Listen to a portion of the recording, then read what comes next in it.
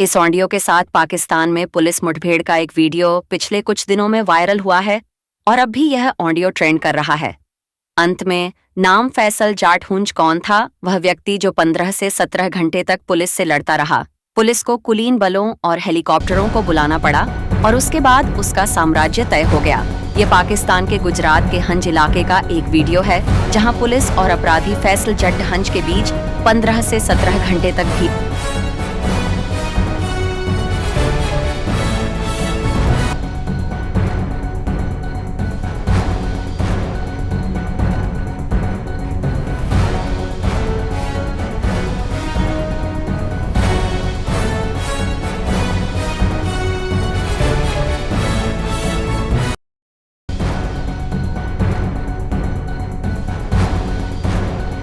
पाकिस्तान आने के बाद भी वो नहीं सुधरा।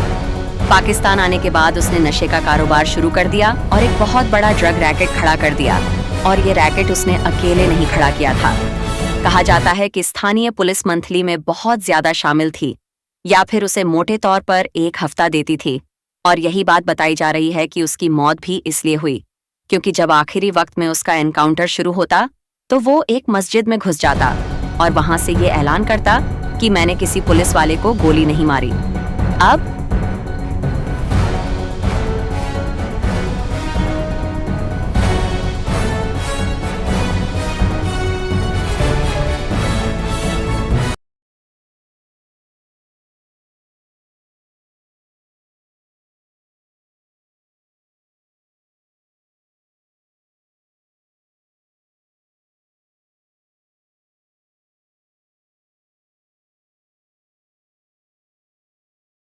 ये बात उसने मस्जिद में घुसते हुए कही।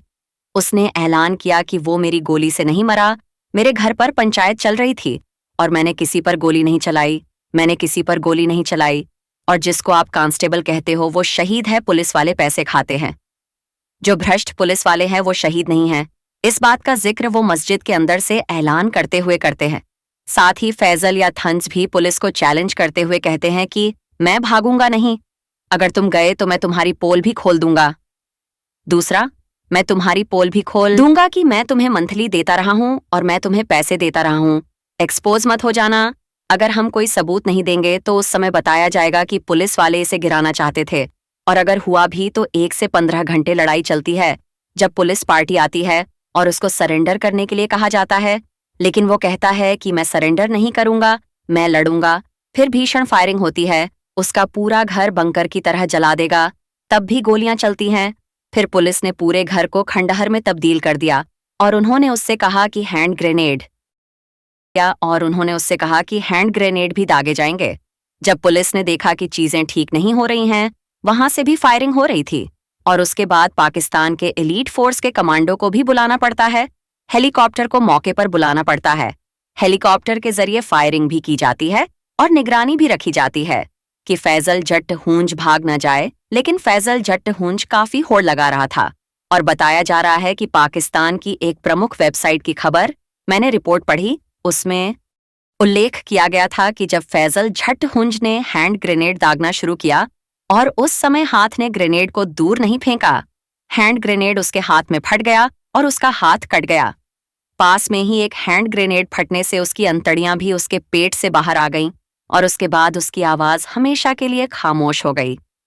फिर पुलिस ने ढेर को तोड़ा, जिसने बाद में पिकअप को खोला और उसमें तारिक अजीज नाम के एक पुलिसकर्मी को फेंक दिया, जिसके बारे में पाकिस्तान पुलिस ने कहा कि वह एक पुलिसकर्मी था। हाँ, फैसल जट